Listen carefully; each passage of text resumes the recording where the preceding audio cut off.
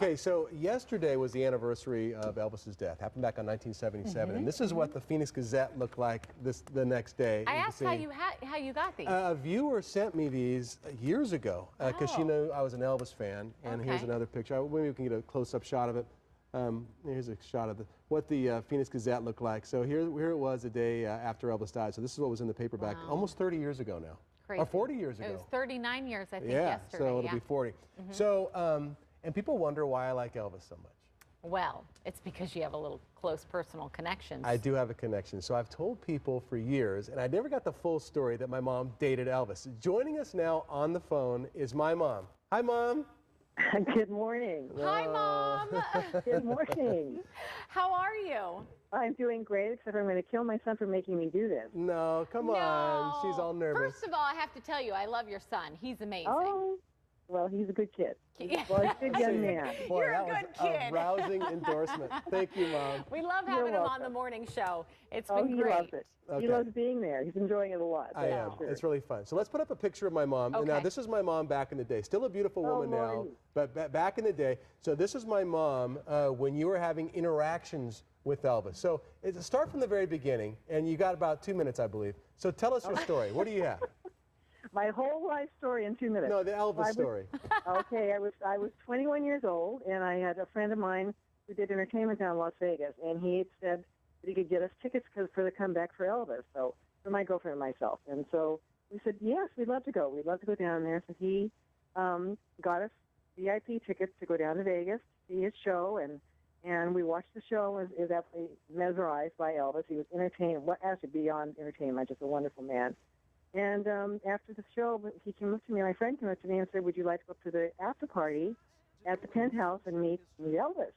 And of course, we said yes. We wanted to go up and meet him. So we went up to the Penthouse, and it was just an experience beyond words for a 21-year-old girl. And we're showing pictures now, Mom, of that Penthouse. I went up there and toured that, and you saw this story and said, oh, yeah, that's the room I was in. So it used to be the International Hotel.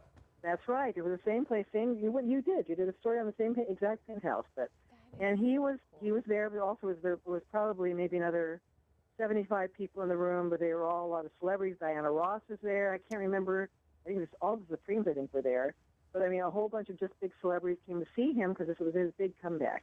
So the whole room was filled with a little bit of everybody and everything. So it was just a real huge experience for us two little Sacramento girls. So did you talk to him? Yeah. So we ended up during the night. We were there for, I think, 2 or 3 hours, but he had big white sofas in the room, and I was sitting around the corner of one of the sofas, and he walked over and sat down next to me. So I was started talking about where I was from, just things about what I did for a living, what we were doing, and just made small talk for probably, I don't know, maybe half hour even. It was quite a while. I know we sat there and talked for quite a while on the sofa, and we were there for like another hour or so, and before I left or get ready to leave, one of his staff members came up and said, Elvis wants me to get your phone number because he'd like to maybe call you. Okay, so the story stopped right now. I mean... no!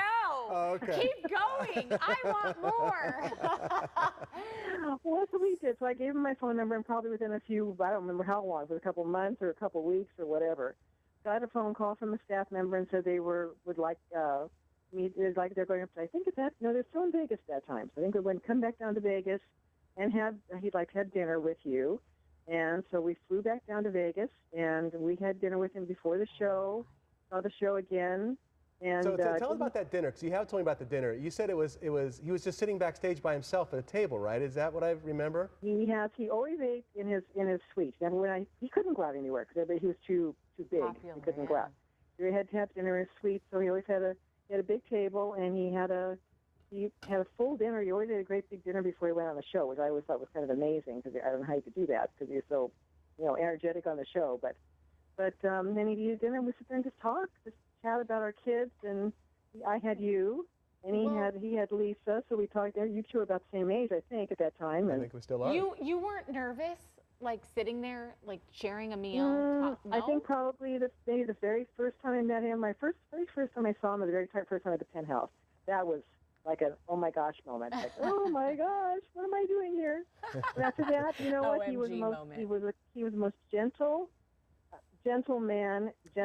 I mean, just a really good person, down to earth, very quiet, soft spoken. You would never feel intimidated by him. He never just wasn't that kind of person. He was just a really basically a good Southern boy. You know, just good manners. He always stood up when a woman walked in the room. He stood up and shook their hand when they walked in the room, and this was an all-around wonderful man. Just wonderful. Look at that. Look at my mom. A story. Hanging out with Elvis. That's pretty exciting. So for years later, we spent a lot of time. He came and did shows in San Francisco and in Tahoe, and we were always invited to go up to the shows, and we'd have dinner, and then go afterwards to the home he was staying in or wherever he was staying at the time, and sit and talk and chat and just became really close friends. And so nothing romantic, Mom. Just so I think that's what Andrea's trying to get to. You made it much bigger than it was. We were never known. Well, we were never you're romantic. hanging out with Elvis. Well, that's pretty big. It is a big deal. Well, I think so. Yeah. And got a chance to go down to Palm Springs, his house in Palm Springs, a couple times for a couple parties down there, and just maintained our. I'm learning stuff as we're sitting here. Mom, you were really good on TV today. I'm very impressed. We're going to call you again and interview you for something else, I'm sure. Yeah, can you do a daily segment?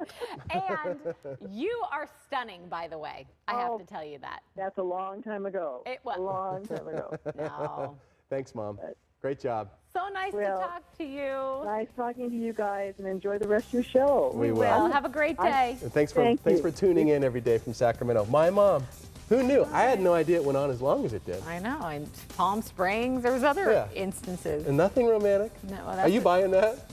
That's the story she's sticking to? Maybe she's just sticking to it. Maybe she was sworn to secrecy. I don't want to know. Yeah. Great story. Yeah. It's my mom. Yeah. It's like you never want to know that your parents kiss or anything like that. And you don't want to know about their dating life. She was a young, single mom young and back single, then. And that was probably a great getaway for her to be able to have these things with the little 2 or 3-year-old running around. Yes. All right. Thanks, Mom. We have more coming your way next.